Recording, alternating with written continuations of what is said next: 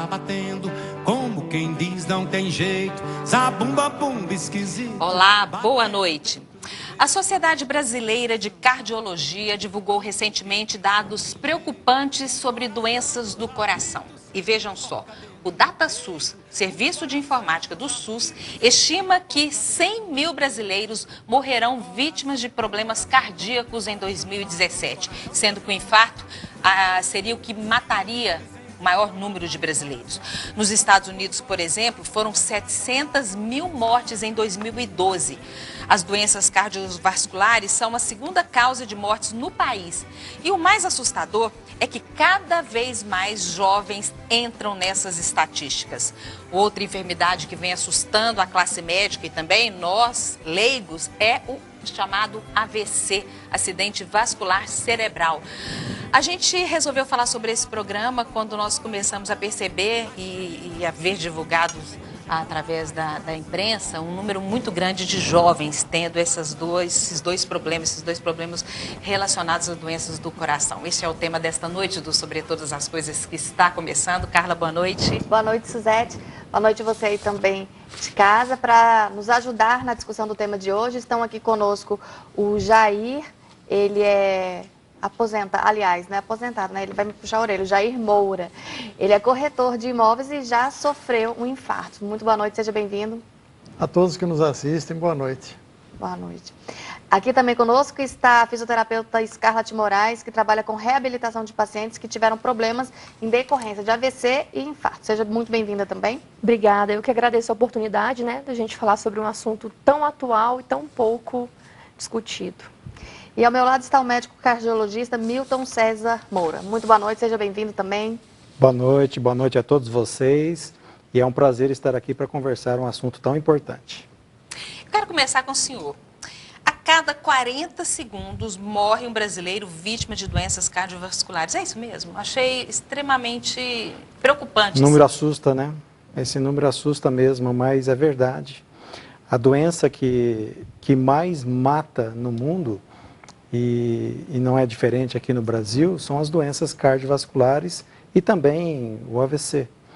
E todo o trabalho que a gente tem de esclarecimento sobre como que acontece, quais são os fatores de risco que levam as pessoas a desenvolverem esse evento, o que participa da formação da placa que entope a artéria no coração, que leva ao infarto, que leva ao entupimento das artérias que irrigam o cérebro, que pode levar a um AVC isquêmico. Então, essas discussões são muito importantes para motivar as pessoas a buscarem de uma forma ativa a prevenção, que nós temos que falar em prevenção primária, antes que aconteçam os eventos. Mas é claro que nós também estamos preparados para tratar quando isso já acontece.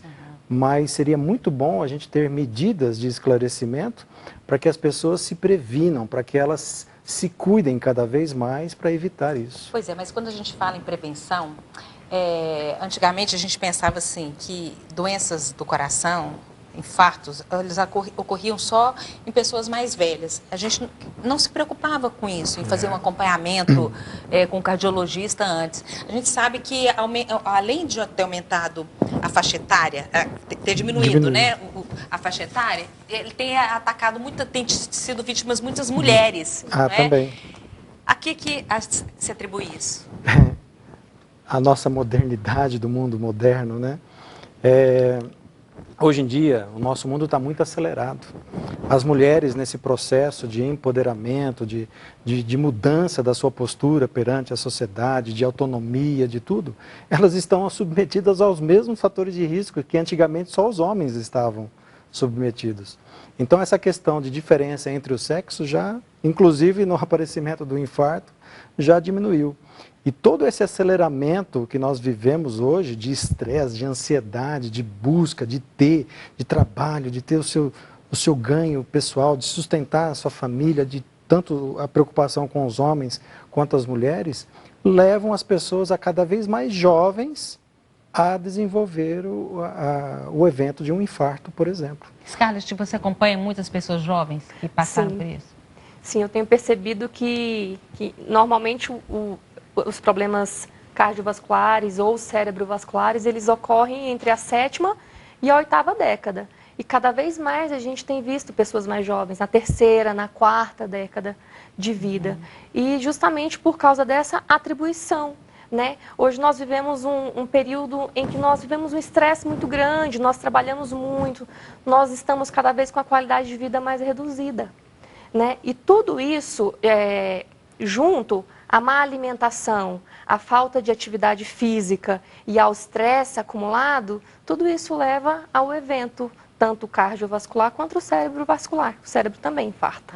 Engraçado que quando a gente pensa em infarto, a gente pensa numa pessoa geralmente obesa, com a vida sedentária, mas aí a gente tem aqui o seu Jair, magrinho. O senhor sempre foi magrinho, seu Jair? Sempre. E o senhor teve um infarto, o senhor sabe por quê?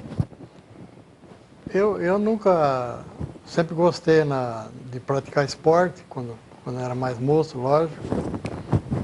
Comida, sempre foi muito regrado com comida. Nunca abusei da minha saúde, eu nunca bebi. Então... Não era fumante? Não era fumante também, nunca fumei. Então, o fator que levou a ter esse infarto foi problema de hereditariedade mesmo, né? Genes. Meu pai era cardíaco, minha mãe também. Os filhos já têm propensão também à pressão alta, né?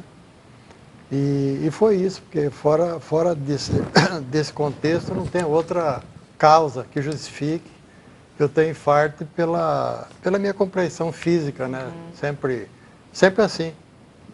Meu pai também era assim, minha mãe, né? Então é um negócio de genes mesmo. E um pouco também de tudo que a gente passou na vida, né? Cada um se adapta ao modo de viver, de agir, de reagir, né? E nisso daí que a gente vai aprendendo depois, com a idade, de ter mais... O senhor era nervoso? Aparentemente não. Aí Mas depois interiormente a gente sempre guardava muita coisa, sabe? E quais foram os sinais que você percebeu que estava tendo o infarto? O senhor chegou a ter consciência disso? Não. E se eu tivesse pedido socorro logo para o médico, né, que é de casa, o Dr. Milton, eu teria posto um stent, mas não teria tido um infarto, sabe? Eu estava fora aqui de Goiânia, visitando as minhas irmãs lá no estado de São Paulo. Foi o primeiro sintoma que eu tive. Mas para mim era uma um dor, negócio... o senhor teve uma dor? Era um mal-estar no esôfago, sabe? Eu falei, mas que coisa, eu nunca tive nada no esôfago, né? E já era meio tarde da noite, não quis falar nada com a minha irmã, falei com a minha esposa. Mas depois passou. Passou, eu esqueci daquilo, não falei nada com o César, porque lá em casa é César, né? E depois, retornando aqui para Goiânia, eu fui fazer um exame de vista, panorâmica, do fundo do olho, tem aquele negócio daquela luz que põe, e eu não conseguia ficar com o olho aberto. Quando ia acender a luz e dar o clique lá, eu fechava o olho. E tem um contraste que eles injetam na gente, né, que tem um prazo de validade aquilo, e a moça já, mas seu Jair, nós precisamos. Aí já vem uns 2 brutamontes por trás da gente, tentando abrir o olho para mim fazer, e eu comecei a ficar nervoso com aquilo, mas muito nervoso mesmo, sabe? E eu, quando saí de lá, eu não saí bom.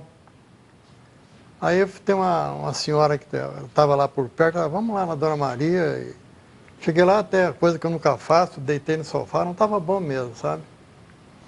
Então, aquele negócio da gente perder as estribeiras, né?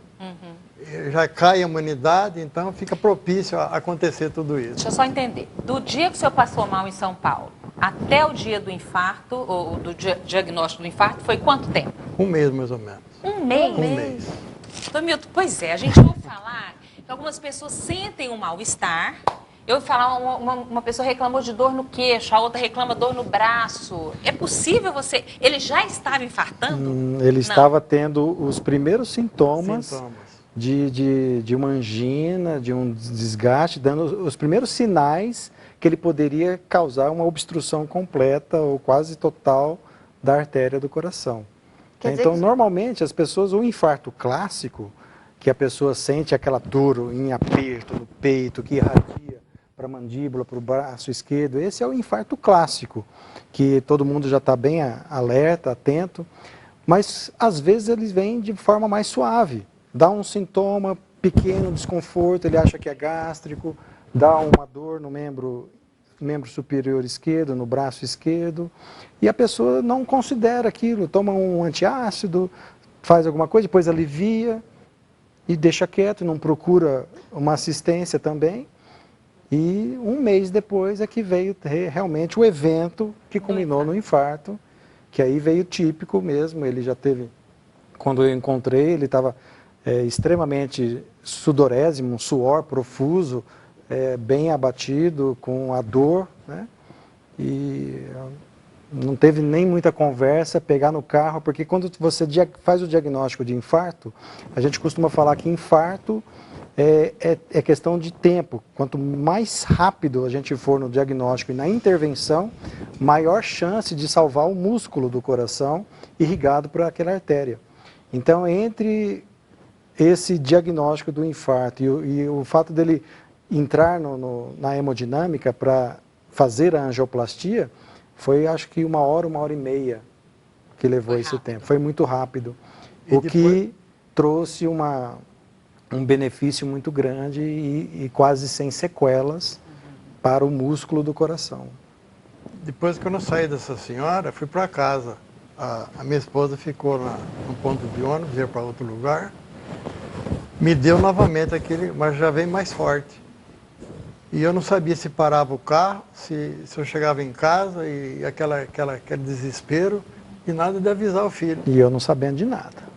Cheguei em casa, melhorei, fui tomar um banho e tal, para depois sair. Quando eu quis querer sair, aí veio forte. Eu estava sozinho em casa. Não acredita, não imagina que está passando por isso, né? Não, assim, a gente fica surpreendido porque um mês, né? Já teve um sinal. Você falando assim, ontem eu estava com uma dor no esôfago. E outra? Aí eu já vou assim, ou eu vou no cardiologista amanhã. Cara, e meu esposo fala assim, não é nada não, eu tomei um antiácido, melhorou, eu tô aqui hoje, mas eu tô com medo agora. Você tá do lado do cardiologista, fica tranquilo. No caso do seu Jair, né, do meu pai, antes de ele viajar para São Paulo, eu quis fazer um exame específico das coronárias antes dele viajar. Não, filho, eu estou bem, deixa, eu vou viajar, depois quando eu voltar eu vejo isso. Scarlett, é comum as pessoas já manifestarem, essas pessoas que você trabalha depois de um acidente vascular cerebral, depois do infarto, elas relatam que elas já sentiam sinais? Olha, a questão do infarto agudo do miocárdio é aquela questão que nós estamos conversando aqui. Algumas delas vêm sentindo os sintomas e ignoram, até chegar para o Dr. Milton lá na angioplastia, né? Mas o AVC, normalmente, o que eu tenho percebido? Ele tem sido mais rápido, ele é mais súbito. Então, de repente, a pessoa acorda com desvio de rima, uma fraqueza de um lado do corpo, às vezes não, normalmente ela não consegue falar, não consegue articular as palavras, às vezes evolui com uma confusão mental. Então, assim, é bem característico. Scarlett, só te interrompendo para o nosso telespectador entender, o que seria o desvio de rima? Quando o paciente acorda com um lado do rosto desviado mesmo, a boca torta. O paciente acorda com a boca bem torta. É bem característico mesmo. Assim, é mais difícil acontecer isso que vocês relataram, né? Um período muito grande entre um sintoma e o fato do AVC. No caso do AVC, tem toda essa característica, né? Que é mais abrupto mesmo, os sintomas, ou já com uma afasia, uma dificuldade na fala, não consegue expressar, perde o movimento de um dos lados do corpo, tem um desvio, né, uma assimetria mesmo facial. Da facial, e aí sim já é o AVC instalado. Tem que diferenciar porque tem alguns casos que não chega, seria assim um aviso para uma prevenção de um futuro AVC, que a gente chama de ataque isquêmico transitório. É um êmbolozinho que pode ser formado em alguns tipos de arritmia do coração, forma um coágulozinho dentro do coração ou nas paredes das carótidas e pode desprender esse coágulozinho e obstruir uma pequena arteríola do cérebro e a pessoa ter um sintoma parecido com esse que nós estamos descrevendo, mas de forma transitória. Depois há uma remissão total. Essa pessoa está tendo a chance de fazer toda a prevenção e tratamento para evitar que ela realmente venha a ter um infarto futuro. Desculpa, um AVC futuro. Tá. A gente tem algumas situações, o senhor Jair colocou para a gente que ele vem de uma família de pessoas com problema, pressão alta. Geralmente, se você tem na sua família alguém com pressão alta ou com angina, você geralmente fica mais cuidadoso. No caso do AVC, tem como você descobrir que você pode ter o AVC? Sim. A pressão alta leva a um AVC? Exato, esses são os fatores de risco. É o mesmo fator de risco? Os mesmos fatores de risco que a gente está falando para o infarto, ele serve também para o AVC. Hipertensão arterial na pessoa, que pode... A gente tem que falar de 2 tipos de AVC. Tem o AVC hemorrágico, quando há um rompimento de uma artéria cerebral, e tem o isquêmico, quando há um entupimento. O isquêmico se comportaria semelhante ao que acontece com o infarto, né? E esses sintomas que a gente está referindo, eles devem ser pesquisados nessas pessoas também que têm fatores de risco, que tem histórico na família, que tem hipertensão arterial, que tem diabetes, que estresse, ansiedade, sedentarismo, isso tudo, tabagismo, muito bem colocado, e isso tudo a gente tem que conversar e esclarecer sobre esses fatores de risco. E também conversar um pouquinho sobre genética. Pois é. Então, o senhor Jair falou que os filhos, então, no caso, estão no caminho. No caminho. Mas será que existe realmente um determinismo, assim, que o fato de eu ter todo um histórico na minha família, né, dos meus avós, dos meus pais, hipertensos, já tiveram infarto, já faleceram por infarto, eu tenho uma propensão maior a isso, né, também. Mas geneticamente as pesquisas mostram algo? Sim, existe isso bem documentado, né? Mas nós temos sempre uma coisinha que a gente chama de liberdade de escolha, né? Que se a gente continuar fazendo sempre o mesmo, seguindo sempre o mesmo caminho, a tendência é a gente desenvolver isso também. Mas a gente pode optar por alimentação saudável, por retardar ao máximo a expressão genética disso. Eu posso ter um infarto com 100 anos, e não com 34, com 35, se eu tivesse... Aí a genética fala alto nessas pessoas que levam uma vida sem escolhas saudáveis. Pode até não ter. E pode até não ter infarto. Para você ter ideia do quanto que isso é sério, a questão da hipertensão arterial, um paciente, a pessoa, quando ela é hipertensa, ela aumenta em até 4 vezes a chance dela ter um evento desse. Então, assim, é um número muito grande, muito preocupante.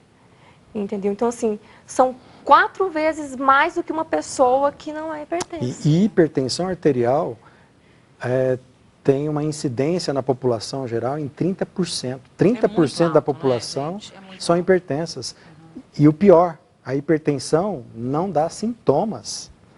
Ela é insidiosa, ela fica ali quietinha. Raramente as pessoas que são hipertensas têm um desconforto que pode... desconfiar que são hipertensas. Desses 30% que o senhor citou, quantas sabem que são hipertensas e quantas não sabem? Vocês têm levantamentos também nesse sentido? Hoje em dia, normalmente as pessoas já têm uma porcentagem bem grande desses 30% que sabem. A nossa dificuldade é fazer com que essas pessoas criem uma adesão ao tratamento. Parece que são meio teimosos. Não acredito por quê? Começa a tomar a medicação e já não sentiam nada, né? Começa a tomar uma medicação que, às vezes, hoje em dia nós já temos uma série de medicamentos que são fornecidas pelo governo de uma forma gratuita, então facilitou o acesso a esse tipo de medicação.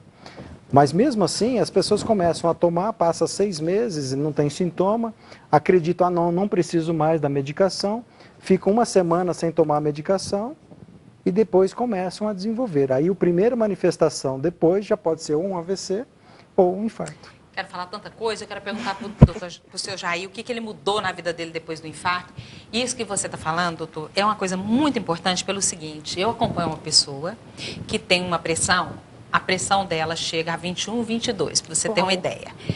E ela faz um acompanhamento com o médico, através da rede pública, e de vez em quando pergunta assim, ela está inchada, está com dor de cabeça, você está tomando remédio? Não, mas tem uma semana que eu estou bem, então eu parei de tomar o remédio. É desse Então, eu jeito. acho assim que falta também um pouquinho de informação nesse atendimento. A importância de mostrar para essa pessoa e de explicar claramente para ela que isso não é um tratamento que você está com dor de cabeça, você toma um remedinho para passar a dor de cabeça. A gente vai esmiuçar isso mais daqui a pouco, logo após o nosso intervalo. Tá batendo, como quem diz não tem jeito. Zabumba bumba esquisito, batendo dentro do peito. Teu coração tá batendo, como quem diz não tem jeito.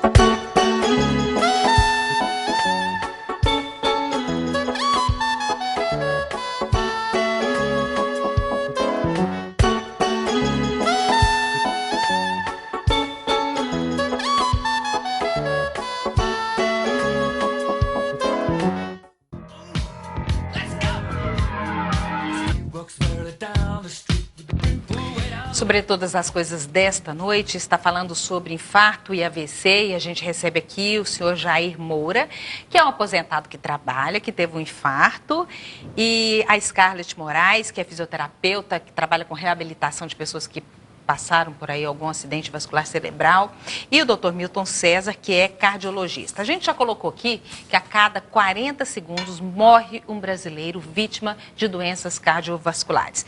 Segundo médicos, o melhor remédio para evitar o infarto e o AVC é a prevenção, principalmente por meio dos exercícios físicos. O Sobre Todas as Coisas foi a um parque de Goiânia saber como que as pessoas estão se cuidando, se elas se preocupam com isso, se elas pensam na prevenção quando estão fazendo essa atividade física. A reportagem é de João Paulo Silva e Denise Parreira. Me cansei de lero-lero, dá licença, mas eu vou sair de sério, quero mais saúde.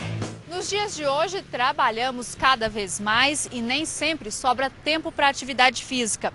A alimentação é cheia de produtos industrializados. O resultado é que muita gente anda desenvolvendo problemas cardiovasculares e doenças como derrame e infarto. Eu mesma estou aqui porque tenho colesterol alto. E quem olha, né, não imagina. Então, por isso, eu estou aqui fazendo atividade física. E também a minha família toda vem com um quadro de pressão alta, diabetes, por isso eu estou aqui hoje. É bem corrido, né, o meu dia a dia, né, a colega que sabe, inclusive a gente está no plantão, tiramos nosso horário de almoço, já deixamos para tirar já no finalzinho da tarde para fazer essa caminhada aqui, por causa dessa rotina corrida que a gente tem, né? Sim, minha mãe, e eu tenho mesmo, eu tenho as antecedências dela, no caso eu tenho colesterol alto, eu tenho triglicérides, né?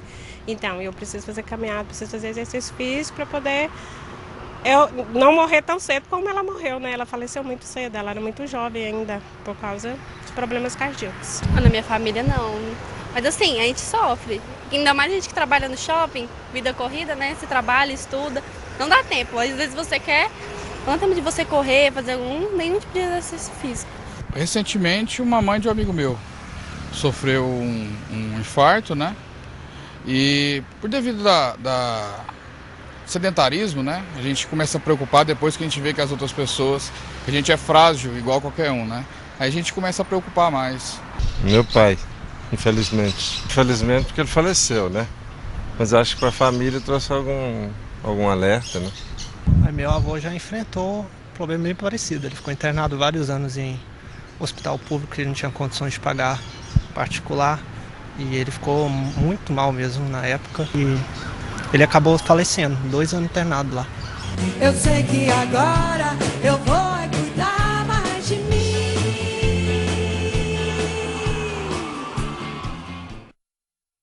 Doutor Milton, a gente viu as pessoas correndo, andando no parque. E uma pergunta que sempre recai talvez no seu consultório, quando vão fazer academia, precisam fazer os exames de cardiologia. Agora, para uma simples caminhada, uma simples corrida, precisa também desses exames? Essa é uma excelente pergunta e uma oportunidade que a gente tem de esclarecer. Precisa. Precisa porque as pessoas, elas estão sedentárias e sentem aquela vontade de fazer uma atividade física, precisa fazer uma avaliação simples, mínima, verificar sua pressão, fazer um exame do coração para saber se está em condições de fazer uma academia, se não tem nenhum outro fator de risco de nascença ou que pode impedi-la de fazer atividade física naquele momento. Às vezes as pessoas buscam saúde, mas precisam estar bem orientadas a fazerem as coisas como devem ser feitas, né? Então, até para uma caminhada é bom passar no médico? Até mesmo para uma caminhada, e a gente recomenda caminhada tem que ser no mínimo de meia hora, 3 vezes na semana, senão não é uma caminhada. A atividade física tem que ser regular, e a regularidade é definida no mínimo 3 vezes na semana. As pessoas que fazem atividade física só no final de semana, eu jogo meu futebol só no sábado, eles estão correndo mais riscos do que se eles fossem sedentários. Olha que coisa. Seu Jair, o que o senhor mudou na vida do senhor depois do infarto? Policiamento das minhas emoções. Porque... Manter serenidade, manter calma a todo custo. Só isso que me dá tranquilidade, sabe? Que a gente percebe qualquer coisa que a gente se exalta, que já sinto qualquer coisa que não está bom. Pois é, aí, porque é uma questão preocupante, é o seguinte, a gente tem esse biotipo que eu até citei no bloco anterior, de algumas pessoas que você olha e você fala, tá um filho mais gordinho, olha, você pode ter um infarto, você não pode... Mas nada levaria a gente a pensar que o seu Jair teria um infarto, né? Nós tivemos um caso de uma colega nossa aqui dentro da televisão, que também nova, teve um infarto não característico desse comum de entupimento de veia, mas causado, de acordo com o que os médicos disseram, depois de todo o processo que ela passou, ficou internada, UTI, por estresse. A gente nunca pensa que o estresse leva a isso. Essa é uma questão importante. As pessoas, normalmente, depois que elas sofrem o infarto, elas mudam o seu estilo de vida. Elas tiveram a iminência daquela dor, tem a iminência da morte, tem aquela sensação de que, poxa vida, o que eu fiz até hoje na minha vida e para onde que eu quero ir, para onde que eu quero levar a minha vida, né? Então essas pessoas, a gente vê que elas têm uma mudança, se elas tinham um fator de risco, elas param de fumar, elas já se preocupam mais com a alimentação, se elas viviam estressadas, elas já vão diminuir o ritmo de vida delas. Então, veja como é importante isso que o seu Jair falou, a questão das nossas emoções, do nosso estresse. E a gente não sabe lidar com isso. A gente não sabe lidar com a questão dos nossos pensamentos. A gente sente uma variabilidade emocional durante o dia muito grande. A gente sente raiva, a gente sente ressentimento, tem mágoas. A gente está vivendo em sociedade. A gente tem... relacionamentos, né, de transacionais, em que a gente está relacionando com os outros. Isso gera alguma modificação dentro de mim, nas minhas conexões cerebrais, na química que eu produzo através dessas emoções que vão interferir com o funcionamento do meu organismo. Isso é importantíssimo e pouco valorizado hoje em dia. A gente fala de fatores de riscos, né, que estresse, mas o que é isso? O que acontece no organismo da pessoa, o que acontece no cérebro com a pessoa que está vivendo sob estresse, ansiedade. Acontece? Exato. A pessoa que vive sob estresse, ela perde criatividade, ela só vê 3 coisas na vida dela, que é resultado, quanto tempo eu tenho para apresentar esse resultado, e fica assim... a questão da preocupação com o seu corpo extremamente eminente.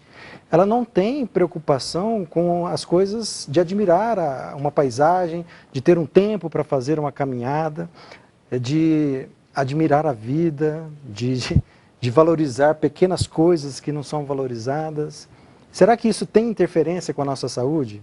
Pois você pode ter certeza que sim.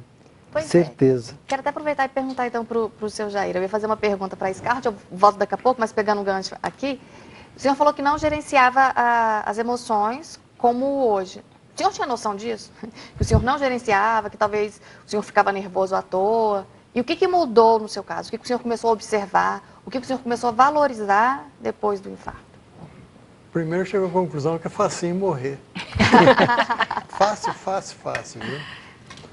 Não, a gente sempre, porque sempre a gente percebe que quando você fica nervoso, você se exalta, você perde as estribeiras com qualquer coisa, qualquer motivo, você não se sente bem.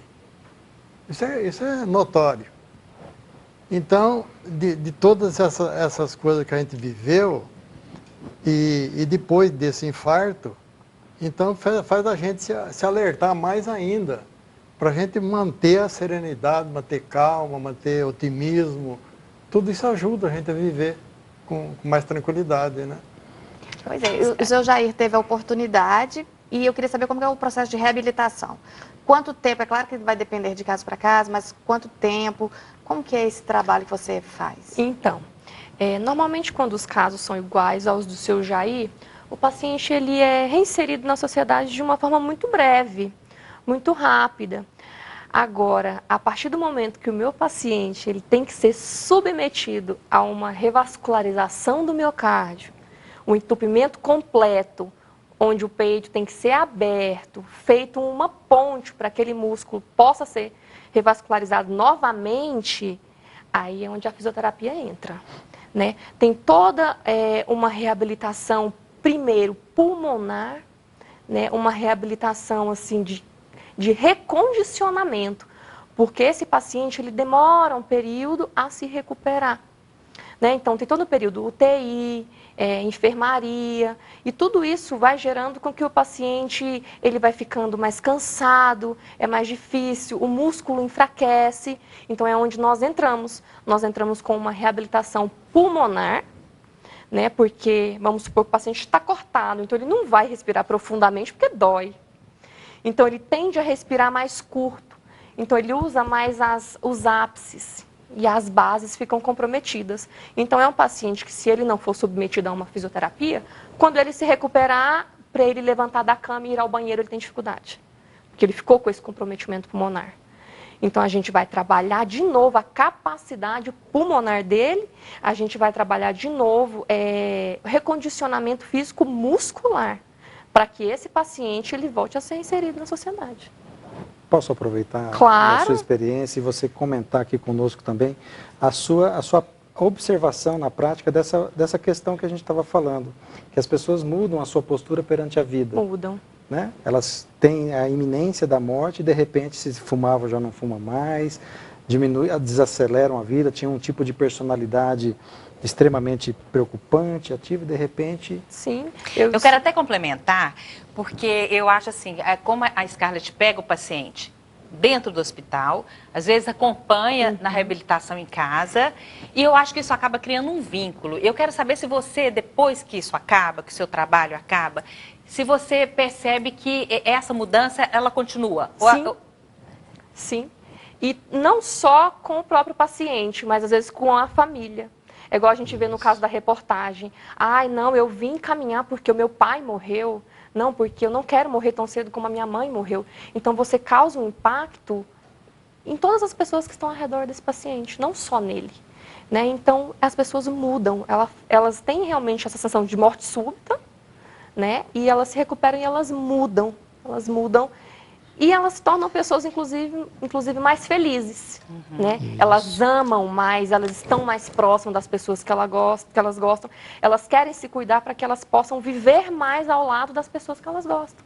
Scarlett, nesses casos mais graves, que há um comprometimento, a reabilitação é mais longa, a pessoa pode, às vezes, ter que mudar de profissão, pode comprometer a fala também.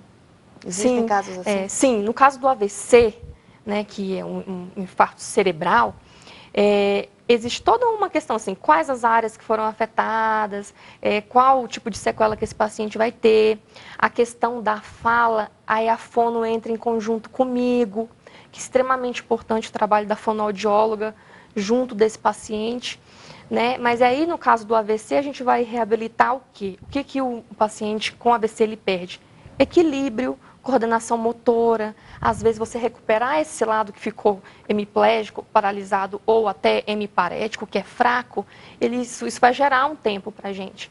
E a nossa função é sempre reinserir o paciente na sociedade novamente. né? Então, assim, alguns casos levam mais tempo que os outros. Mas, igual, tem paciente que você olha para ele e você fala, nossa, você teve um AVC, né? Hoje é possível uma recuperação? Sim, Sim. Hoje a gente tem o avanço dos estudos, né, com relação ao cérebro, a gente tem a neuroplasticidade, a gente tem a questão da oportunidade de criar novas conexões para treinar outras áreas cerebrais para fazer as mesmas funções que eram exercidas. Para exatamente. aquele membro. Eu acho que aí você tem um trabalho formidável de despertar essa neuroplasticidade nos pacientes que sofreram um AVC, por exemplo. Né? E é isso mesmo que acontece, né? A partir do momento que você incentiva, estimula mesmo, porque a gente faz um estímulo, a gente busca essa neuroplasticidade, que são novas conexões para tentar compensar aquela que a gente perdeu. E isso nossa, é brilhante. Eu acho que eu não deveria ter escolhido outra profissão para minha vida. A gente sabe que a ciência está aí para ajudar as pessoas que passaram por isso. Mas eu quero voltar um pouquinho nessa questão do estilo de vida, que eu acho que a gente tem que pensar na prevenção. O seu Jair deixou uma coisa muito clara aqui, e eu senti, não sei se é verdade, mas o que eu sinto de pessoas que passam por isso é que se possível fosse, elas teriam mudado antes de acontecer.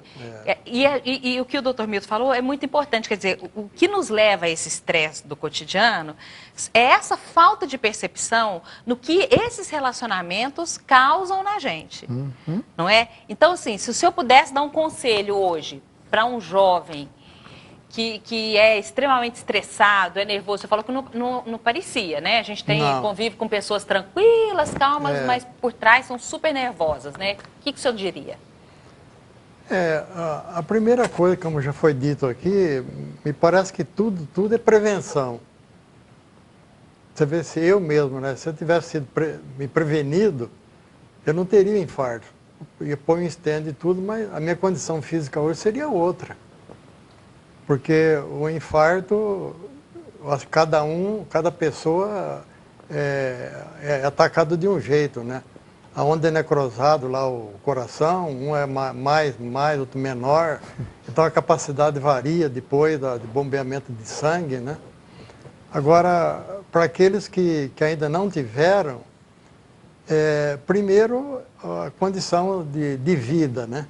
De alimentação, de cuidar da saúde em geral, né? Porque a pessoa, quando está esbanjando saúde, ele pouco pensa nisso daí. Eu tinha noitadas assim, eu nunca, que eu ficava com dó de não dormir. E agora tem pessoas que não pensam um pouco nas consequências, que está sobrando energia, sobrando saúde, e depois, no fim, vai faltar, né? Hoje o senhor faz alguma atividade física? Não como eu fazia antes, mais é caminhar. Caminhar. Certo. Que eu tenho as minhas limitações, né? Não parece assim fisicamente, mas a gente tem depois do infarto. O melhor é isso, não parecer, né? Desculpa. Não, pode falar, por favor. Mas pegando esse gancho da sua pergunta, que eu achei bastante interessante, nós nos entregamos muito aos nossos automatismos. A gente vai criando hábitos, e hábito não tem a